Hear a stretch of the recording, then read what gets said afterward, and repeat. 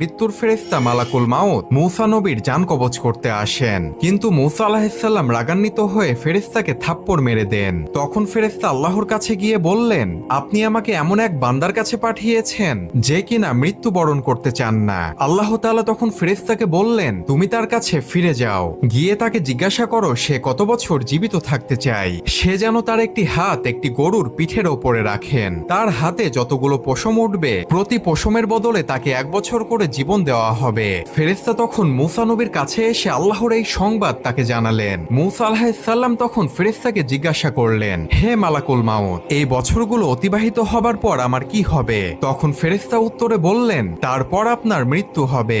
তখন মূসা আলাইহিসসালাম বললেন, মৃত্যু যখন হবে তাহলে এখনই হোক। এই কথা বলে ফেরেশতাকে তার জান কবজের জন্য অনুমতি দিলেন এবং ফেরেশতা মূসা আলাইহিসসালামের জান কবজ করলেন। আর এইভাবেই মূসা আলাইহিসসালাম মৃত্যুবরণ করলেন।